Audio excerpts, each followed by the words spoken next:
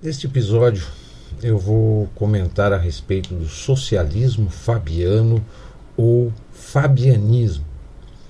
Fabianismo é uma doutrina e um movimento político-ideológico socialista, democrático, reformista e não marxista, de concepção inglesa. Teve origem na Fabian Society, fundada em Londres no final de 1883 e início de 1884, por um grupo de jovens intelectuais de diferentes linhas socialistas, com o propósito de reconstruir a sociedade com o mais elevado ideal moral possível. Objetivamente, tinha a finalidade de promover a gradual difusão do socialismo, entendido como o fim das injustiças econômicas e sociais da sociedade liberal, burguesa e capitalista. Mas, ao mesmo tempo, rejeitava a doutrina marxista e, especialmente, a transformação pela revolução violenta. A ideia era de que a transição do capitalismo para o socialismo poderia ser realizada por meio de pequenas e progressivas reformas, dando início ao socialismo no contexto da sociedade capitalista. Ou seja, viver socialismo com capitalismo ao mesmo tempo. Embora os primeiros fabianos ainda sofressem influência do marxismo, os seus conceitos de economia não eram de Marx, mas de John Stuart Mill e William Stanley Jevons. Afirmaram que o utilitarismo, não há tanto tempo usado para sustentar o individualismo, realmente, nas modernas condições, aponta para uma crescente intervenção estatal na economia para promover a maior felicidade de um maior número de pessoas. Contradizendo os marxistas, o Estado não é um organismo de classe a ser tomado, mas um aparelho a ser conquistado e usado para promover o bem-estar social. Os fabianos, portanto, rejeitam o socialismo revolucionário. Os membros da Fabian Society são principalmente intelectuais, professores, escritores e políticos. Os principais ícones desta corrente socialista são Edward Pease, o casal Sidney e Beatrice Webb, George Bernard Shaw, A.G. Wells, entre outras personalidades de destaque. Efetivamente, a Fabian Society tem sido sempre um grupo de intelectuais. O seu proselitismo em determinadas questões segue uma política de permeação das suas ideias socialistas entre os liberais e conservadores. Tentam convencer as pessoas por meio de uma argumentação socialista, objetiva e racional, em vez de uma retórica passional e de debates públicos, temática essa da retórica passional e dos debates públicos utilizado pela linha marxista ou do socialismo revolucionário. Acreditam que não existe uma separação nítida entre socialistas e não socialistas, e que todos podem ser persuadidos a ajudar na realização de reformas para a concretização do socialismo.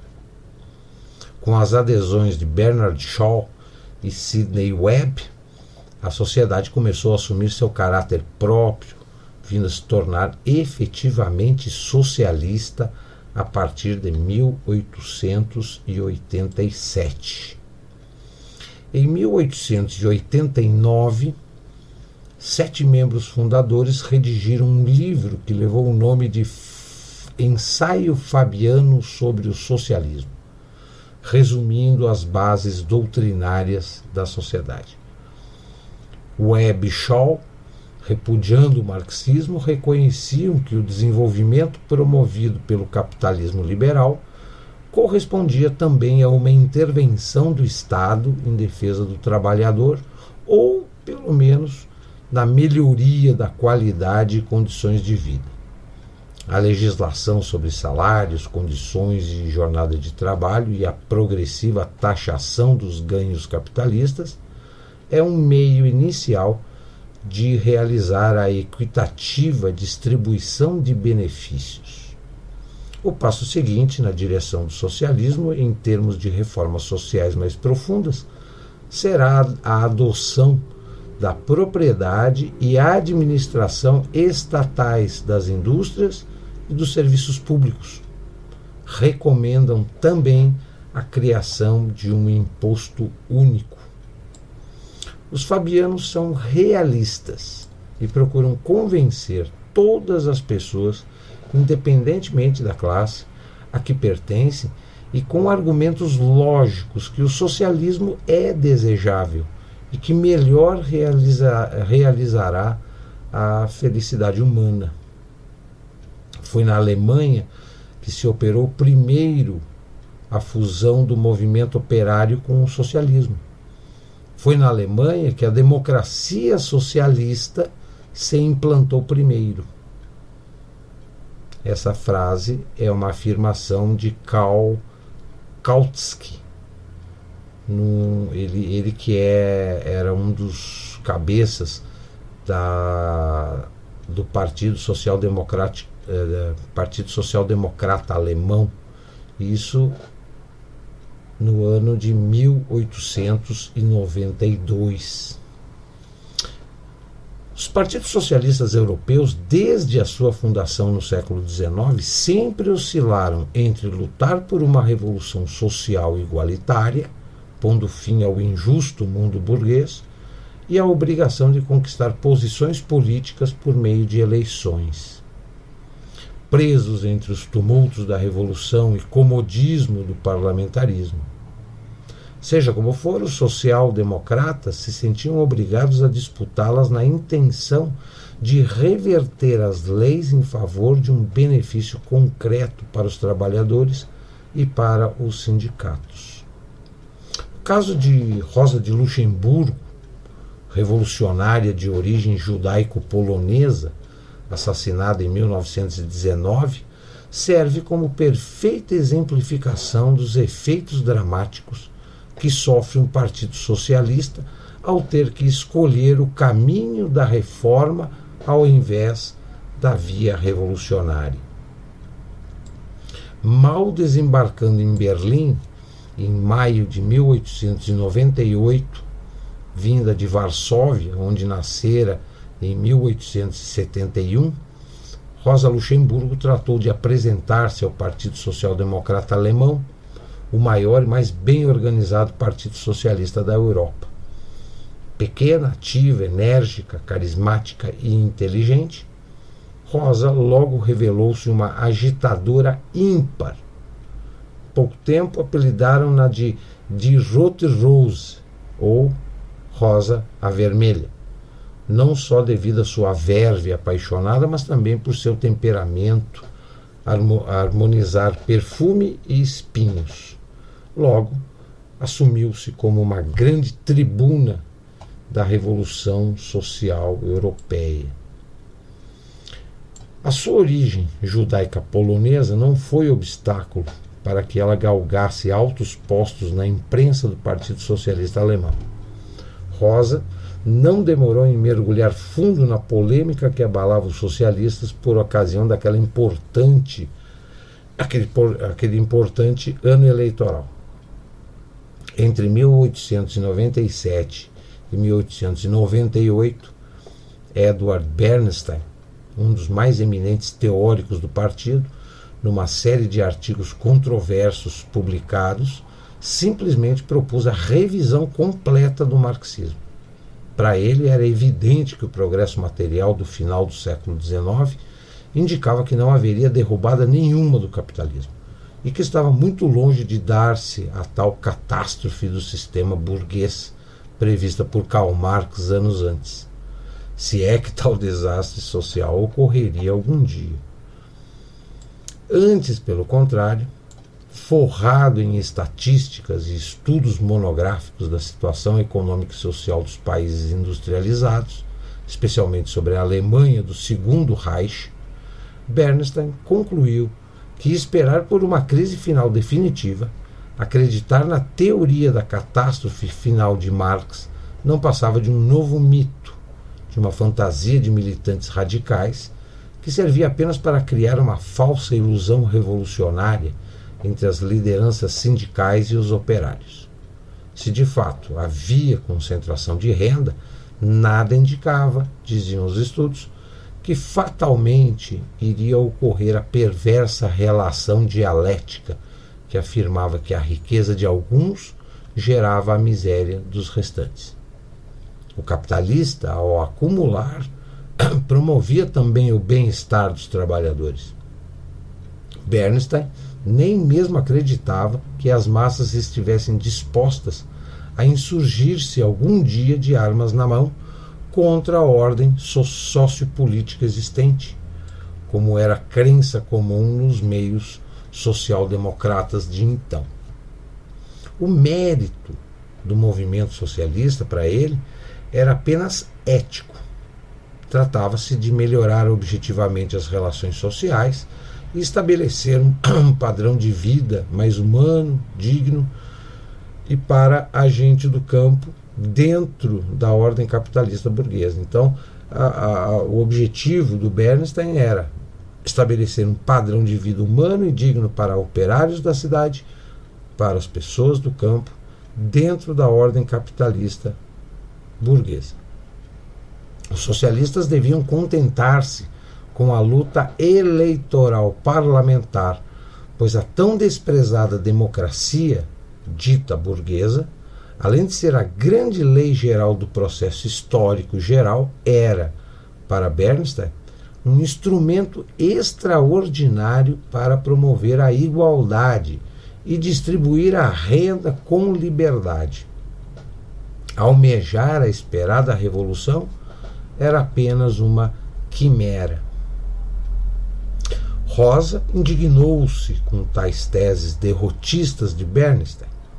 Aquilo tudo para ela nada mais era do que uma capitulação de parte da social-democracia alemã frente ao capitalismo e ao domínio burguês.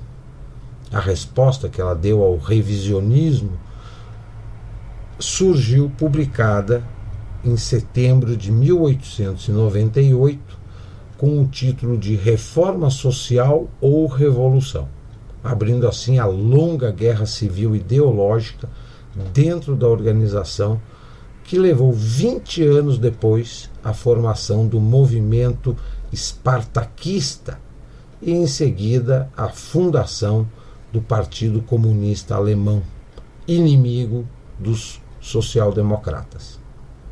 Consideraram o texto de impecável erudição. O mínimo que ela chamou Bernstein foi de oportunista. Para Rosa, a ideia de reformismo reduziu o movimento a ser uma espécie de filantropia política, algo assim como um assistencialismo moral aos trabalhadores e não a alavanca para que chegassem ao poder, mudando as relações sociais para sempre. Toda a mística de revolucionar a sociedade, de introduzir a igualdade social por meio da abolição da propriedade privada, resultado de um movimento espontâneo e saudável das massas destituídas, desapareceria em favor da luta eleitoral e do que ele chamava, com desprezo, de cretinismo parlamentar. Como exímia marxista, Rosa de Luxemburgo não via na teoria revisionista apenas o resultado do desânimo pessoal subjetivo de Bernstein frente às tarefas imensas exigidas pela história. Entendeu-a decorrente do peso cada vez maior exercido pelo aparato burocrático partidário, da enorme lerda máquina política formada por funcionários, sindicalistas, políticos, parlamentares e administradores que o Partido Social Democrata dispunha, resultado do seu impressionante crescimento eleitoral. Em 1890, os socialistas alemães atingiram a marca de 1,5 milhão de votos, 100% a mais do que 3 anos antes, o que fez com que a via das urnas parecesse-lhes bem mais atrativa do que a via das armas.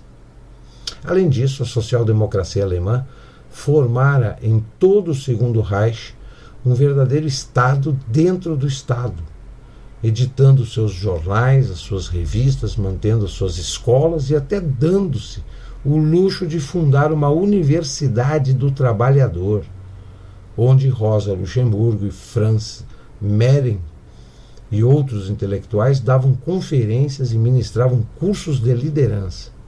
A conclusão extraída daquilo é que quanto maior tornava-se o partido, nas mãos de uma crescente burocracia, mais acomodado e pacífico ele ficava. Quem se arriscaria a perder tudo aquilo, toda a influência e poder amealhado ao longo daqueles anos de luta, para lançar-se numa aventura revolucionária que teria poucas chances de sucesso? O reformismo, porém, só foi inteiramente assumido pelos socialistas em 1921, quando o próprio Bernstein redigiu o programa de Girlitz. 2 anos antes, em janeiro de 1919, Karl Liebknecht e Rosa Luxemburgo foram assassinados por um pelotão de corpos francos da direita após o fracasso do levante armado liderado pelo Spartaksbund, organização dos espartaquistas, a facção de extrema esquerda da social-democracia alemã em Berlim. Crime político no qual os socialistas moderados estavam comprometidos por terem colocado os extremistas, seus antigos companheiros, como foras da lei, oferecendo até prêmios em dinheiro para quem os capturasse ou mesmo os abatesse. Anos depois, divididos entre revolucionários e reformistas, os socialistas deixaram-se soterrar pela avalanche nacional socialista de 1933. No pós-guerra, os militantes social-democratas que ficaram pelo lado leste da Alemanha foram engolidos pelos comunistas, formando o Partido Socialista Unificado, que assumiu o controle sobre a República Democrática Alemã, ou Alemanha Oriental, enquanto que os que permaneceram no lado ocidental abandonaram oficialmente o marxismo no Grundsatzprogramm, as proposições fundamentais de Bad Godesberg, de 1959. Rosa Luxemburgo chamava depreciativamente de Die Bosen, os bonzos, os integrantes da máquina partidária da social-democracia.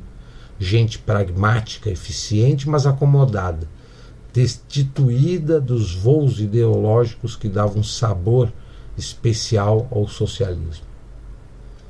Foram eles, entretanto, mesmo sendo a Alemanha Ocidental regida pelos conservadores, que terminaram por modelar a Alemanha do pós-Segunda Guerra Mundial como um estado de bem-estar social exemplar.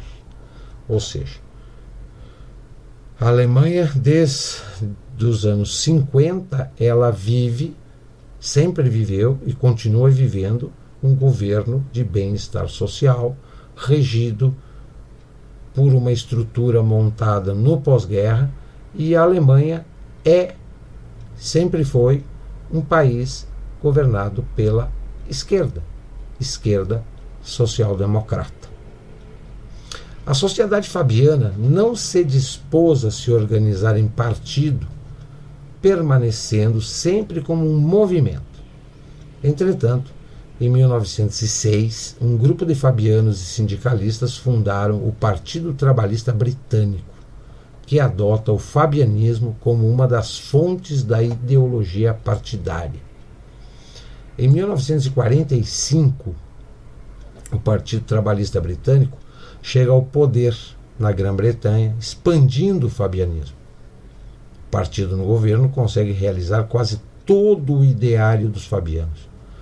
Atualmente, a Fabian Society atua principalmente como um centro de discussão intelectual, de propaganda e de difusão do socialismo democrático e como uma referência na Grã-Bretanha para os socialistas, em especial de classe média, que não desejam comprometer-se com o Partido Trabalhista. Antes da Primeira Guerra Mundial, entre 1914 e 1918, os fabianos tinham pouca preocupação com o movimento socialista em outros países. Durante o conflito, adotaram até uma posição nacionalista. Na prática política, parece que os fabianos não têm dificuldade de entendimento com os socialistas revolucionários, podendo apoiá-los ou com eles fazer alianças, particularmente para atingirem algum objetivo intermediário.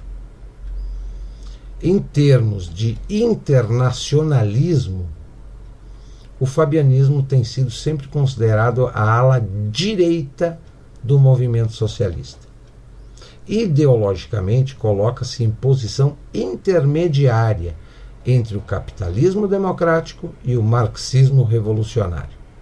Com esta posição, em 1929, o movimento fabiano se propõe como a terceira via, identificação ambígua quando na propaganda política não vem acompanhada de uma definição clara e ostensiva. Após o colapso da União Soviética em 1991, o apelo sedutor da terceira via voltou à cena para atrair as esquerdas desorientadas e os intelectuais idealistas sempre sensíveis às novidades. Repudiando o conceito de luta de classe, os fabianos em geral reconhecem que a lealdade ao seu próprio país vem antes do que qualquer lealdade ao movimento internacional do proletariado. Isto não impede que Bernard Shaw, em discordância com a atitude nacionalista fabiana, fosse a favor de uma unificação do mundo em unidades políticas e econômicas maiores. Determinados fabianos realmente manifestaram a aspiração de um Estado mundial do tipo tecnocrático, cujo germe deveria ser o Império Britânico, com a função de planejar e administrar os recursos humanos e materiais do planeta. A este respeito, chama a atenção as relações de afinidade, se não de filiação, entre os fabianos e círculos mundialistas anglo-saxões, como a Royal Institute of International Affairs, em inglês, e o Council on Foreign Relations, que é um círculo norte-americano, criado em 1919, um ano após o término da Primeira Guerra Mundial. Provavelmente foi a partir do conhecimento desta ideia de império mundial, da existência de relações dos fabianos com intelectuais e políticos norte-americanos e da atuação de certas organizações não governamentais nos Estados Unidos, que o senhor Lyndon LaRoche engendrou a teoria conspiratória de um eixo Londres-Nova York da oligarquia financeira internacional para a criação de um império mundial de língua inglesa com a supressão dos estados nacionais. Entre as organizações não governamentais norte-americanas está uma denominada Diálogo Interamericano, fundada em 1982, cujos integrantes são notáveis personalidades permeadas pelo socialismo fabiano. Foi por intermédio do diálogo interamericano que Fernando Henrique Cardoso, brasileiro, mais conhecido como FHC, se uniu em 1992 ao movimento fabiano, tendo tentado atrair também o camarada Luiz Inácio Lula da Silva. Vamos conhecer um pouquinho mais sobre o diálogo interamericano. A eclosão da Guerra das Malvinas em abril de 1982 e o agravamento da crise da dívida dos países latino-americanos trouxeram preocupações a um grupo de políticos, empresários, economistas e intelectuais norte-americanos, provavelmente permeados pelo fabianismo e integrantes de uma entidade privada internacional denominada Comissão Trilateral.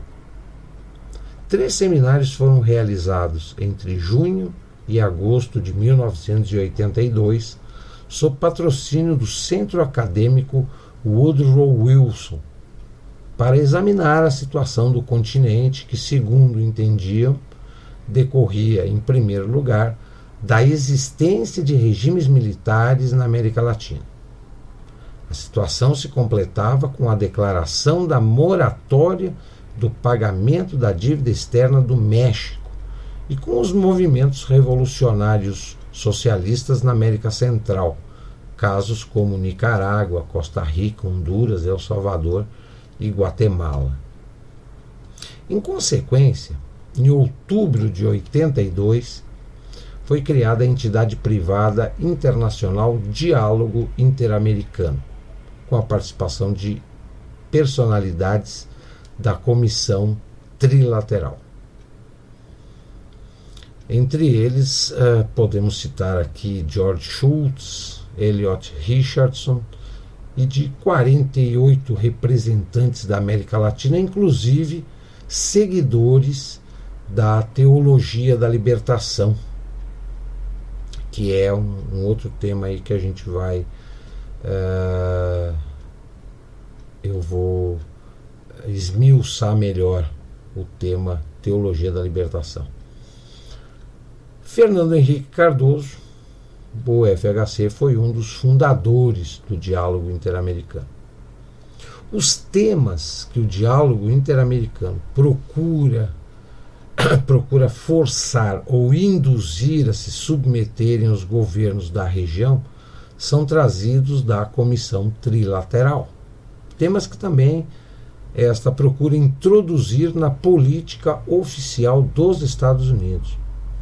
A ideia de inspiração fabiana parece ser a de promover uma ampla abertura política nos países latino-americanos, muitos ainda sobre regimes militares ou com presidentes eleitos militares, para dar espaço e condições para o restabelecimento da democracia e, consequentemente, para abrir caminho à transição para o socialismo reformista, aquele socialismo que convive ao mesmo tempo com o capitalismo. Para tanto, haveria necessidade de remover os obstáculos, de imediato, às forças armadas daqueles países. As sugestões ou exigências do diálogo interamericano foram levadas à execução por um empreendimento denominado Projeto Democracia, de 1982. Esse Projeto Democracia ele tinha alguns tópicos, entre eles a submissão das Forças Armadas ao controle político civil, a participação das Forças Armadas no combate ao narcotráfico, a criação de uma força militar multinacional para intervir em favor da paz no caso de conflitos regionais e de violação dos direitos humanos, criar uma grande legislação sobre direitos humanos, conceito de soberania limitada sobre direitos humanos e meio ambiente. Em uma reunião realizada em 1986, foram feitas algumas outras recomendações. Legalização de certas drogas, direito da União Soviética se manifestar sobre assuntos ocidentais, criação de uma rede democrática com o poder de se opor tanto aos socialistas quanto aos militares, e reduzir a participação dos militares nos assuntos de natureza civil.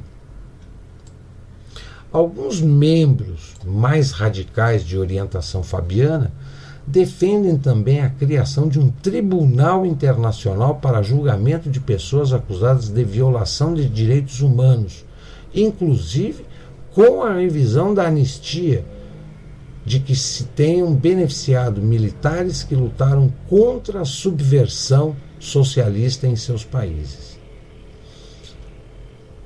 Lá nos anos 80, eles queriam criar um tribunal internacional, e esse tribunal foi criado, que é a Corte Interamericana de San José, que lida com assuntos relacionados aos direitos humanos. O diálogo preocupou-se ainda com um problema considerado de segurança nacional: as imigrações desordenadas de latino-americanos para os Estados Unidos. Considerou que o controle da natalidade nos países do terceiro mundo seria a única solução para evitar a descaracterização da cultura americana. Note-se que a lealdade nacional é mais forte do que o internacionalismo fabiano. Após a derrocada da União Soviética, o diálogo interamericano passou a recomendar o acolhimento dos socialistas em postos do governo, uma espécie de esquecimento e pacificação, ou de coexistência dos contrários. Ou seja, todos aqueles militantes socialistas que estavam exilados ou autoexilados voltaram para os seus países, e a primeira coisa que eles fizeram foi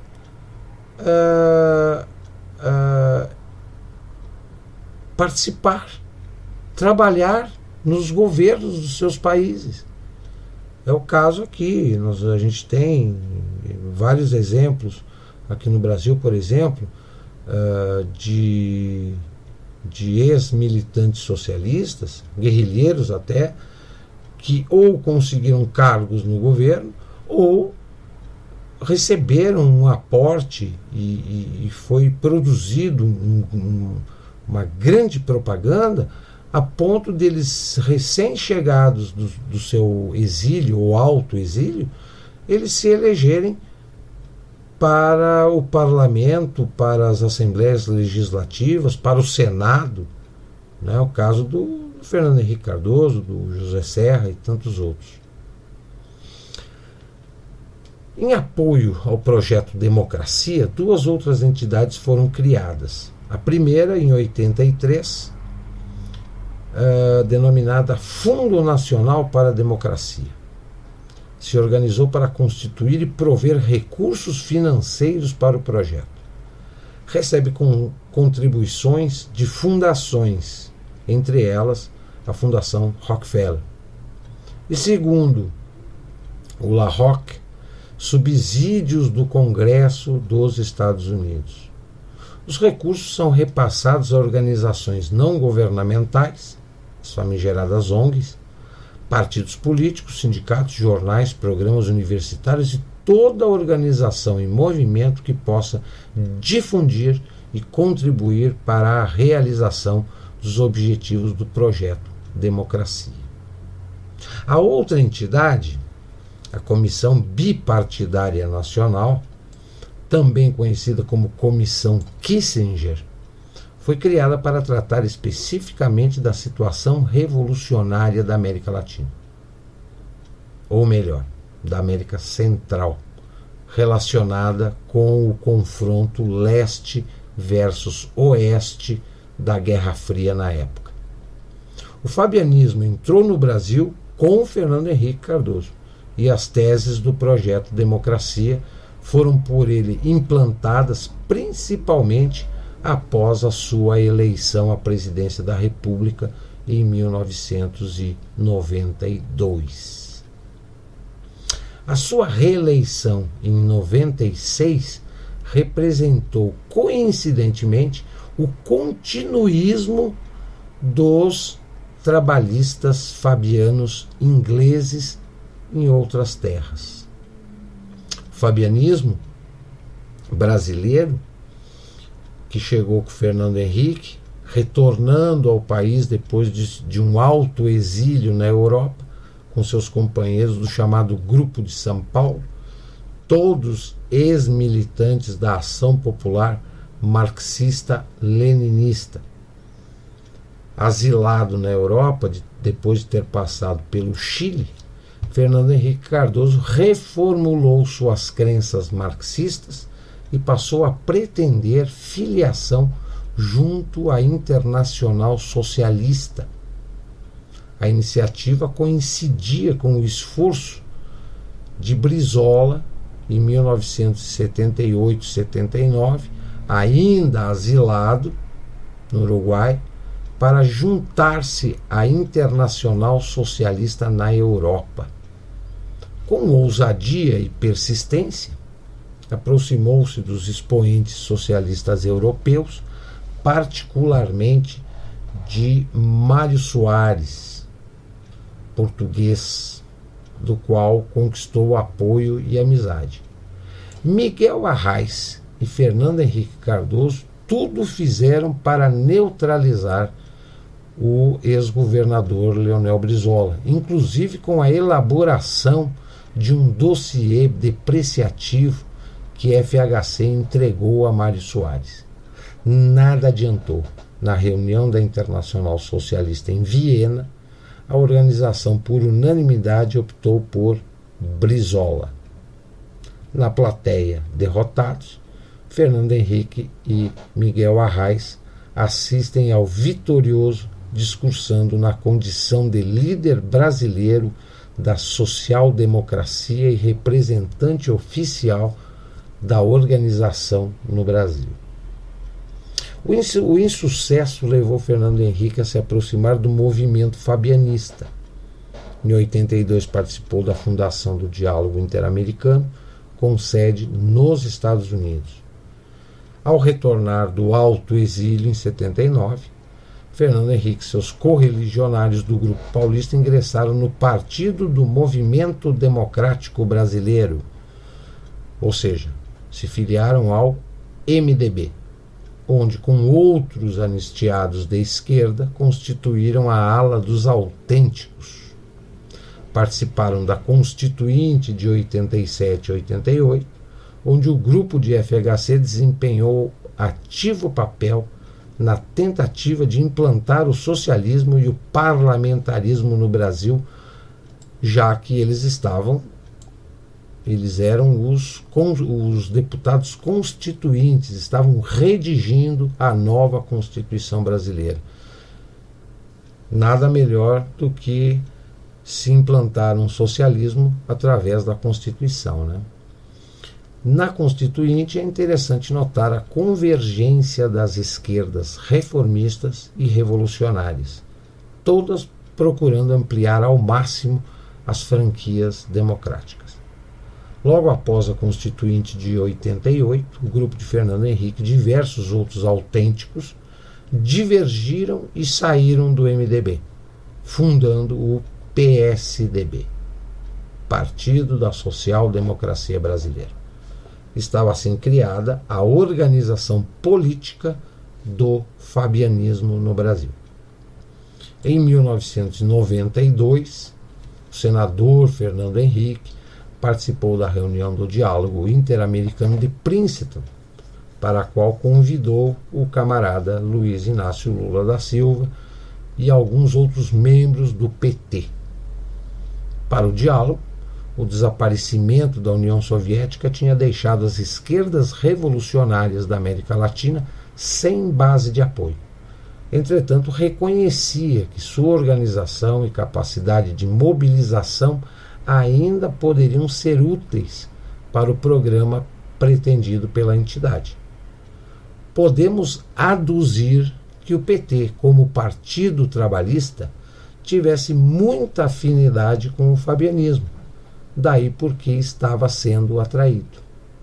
O primeiro ponto de uma ação comum foi a opção pela via eleitoral, buscando-se o abandono da violência armada. Lula, já comprometido com o Foro de São Paulo, concordou com o programa, mas não se filiou ao diálogo interamericano.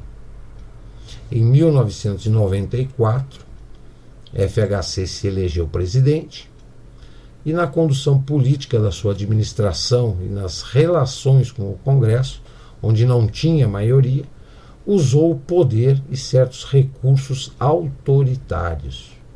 Valeu-se descontraidamente das medidas provisórias, fugindo das resistências parlamentares.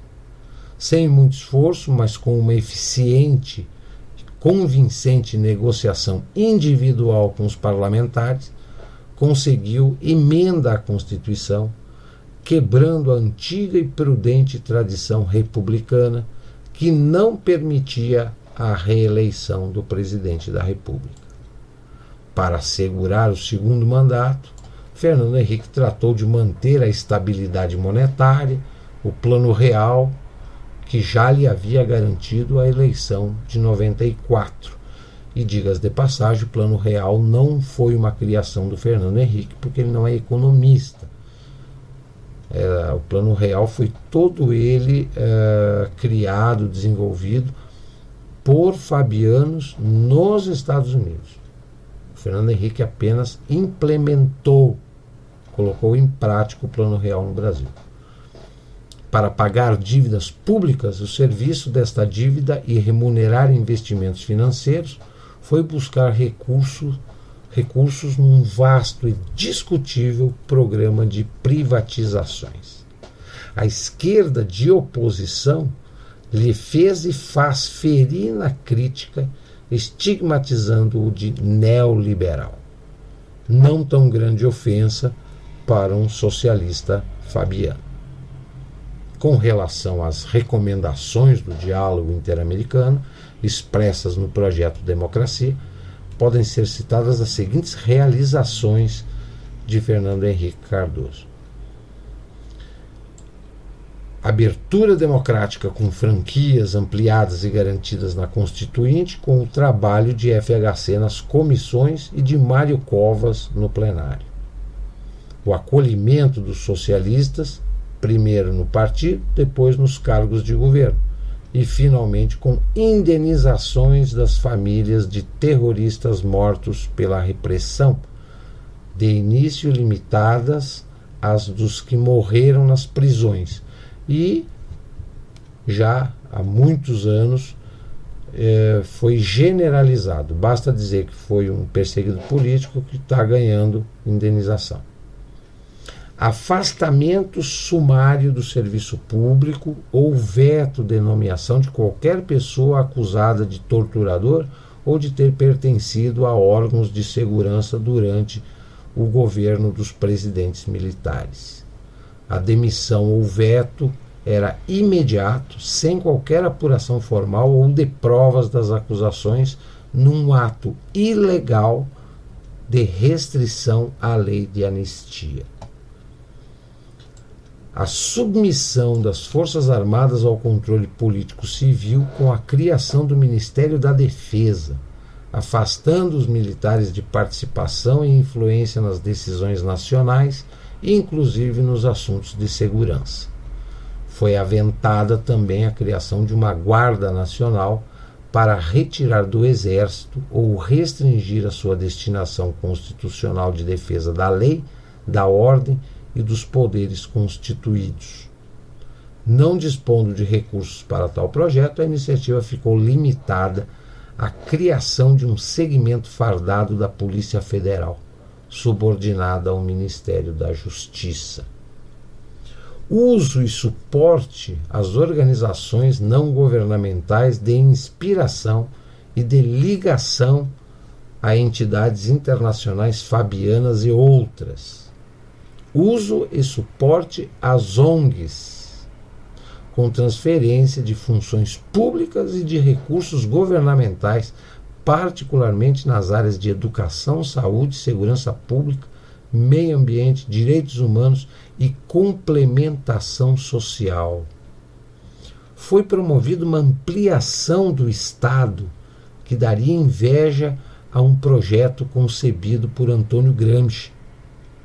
Fernando Henrique é seguidor dos conceitos da Terceira Via, participando das ideias de um consenso internacional de centro-esquerda, acompanhando a posição de Anthony Giddens, teórico da Terceira Via, de Tony Blair, líder trabalhista inglês, de Lionel Jospin, de Bill Clinton, de Obama, de De La Rua, de Schroeder, todos sociais-democratas, todos eles vinculados ao projeto de socialismo convivendo com capitalismo.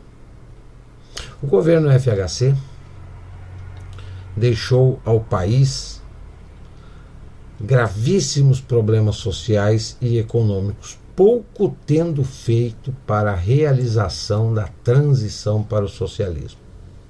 As lentas e progressivas transformações são próprias do processo reformista fabiano. Portanto, não se fale de fracasso, porque a semente desta vertente social-democrata está plantada e aparentemente superou no país a linha da Internacional Socialista representada pelo decadente Partido Democrático Trabalhista de Leonel Brizola, ou o PDT. PDT eu acho que só existe duas figuras ainda notórias dentro do Partido Democrático Trabalhista, o PDT do Brizola, que é o Ciro Gomes e o Carlos Lupe. Por outro lado, o movimento fabianista pôde e pode realizar em determinados momentos um papel subsidiário da esquerda revolucionária. Muitos aspectos da concepção pragmática do fabianismo coincidem com certos processos gramscistas de mudanças pacíficas e progressivas para conquistar a sociedade civil e enfraquecer a sociedade política. Depois de 1980, os dois fatos novos mais significativos ocorridos nas esquerdas no Brasil foram as presenças do fabianismo reformista e do gramscismo revolucionário. Terminado seu governo, Fernando Henrique agora é homem do mundo, promovido, badalado, e ele pode não ter mais espaço e nem idade para disputar o poder via eleitoral, mas ele influencia e ele ajuda a formar lideranças dentro da social-democracia através de vários partidos que têm a mesma tendência social-democrática, a manter esse trabalho de formiguinha a longo prazo para a implantação e a manutenção desse sistema socialista reformista chamado de social-democracia. O Brasil hoje tem 36 partidos. Desses 36, 30 são sociais-democratas e 6 são mais ligados à esquerda revolucionária, ou esquerda tradicional, ou esquerda radical, que aí engloba PT, PSOL, Rede, PCO e esses partidos menores que só aparecem unidos em época de eleição. Depois fica só o PT, o PSB, o PCdoB e os outros menorzinhos somem de cena, só apenas aparecendo em época de eleição para dar apoio. O Brasil é um país socialista. O Brasil foi transformado num país socialista de modelo fabiano. Socialismo, estado de bem-estar social, convivendo com capitalismo. Estado de bem-estar social é aquele estado socialista aonde os políticos, o poder político, tira de quem eles acham que tem de mais para dar para quem eles acham que tem de menos. E esse intervencionismo e assistencialismo governamental acaba gerando um grande eleitorado que, através do voto, os mantém permanentemente no poder. Troca-se legendas, troca-se candidatos, mas a ideologia continua sendo a mesma. Então, desde 1994, nós vivemos e estamos cada dia mais socialistas, inclusive com o atual governo.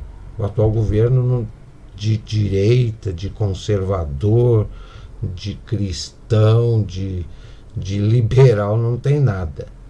O nosso atual governo ele consegue enganar a maioria do povo porque o povo é um ignorante político por natureza.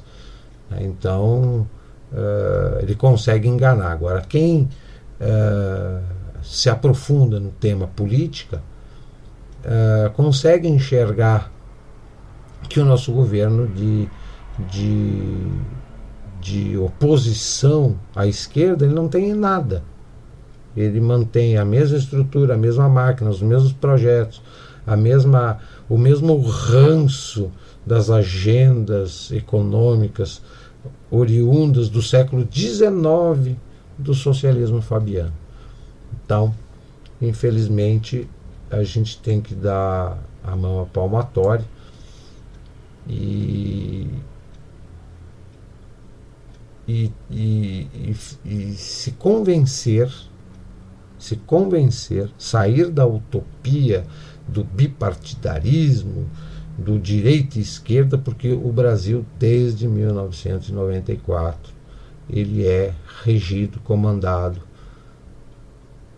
com o aval da população, através de eleições e de uma Constituição escrita apenas por sociais-democratas e esquerdistas.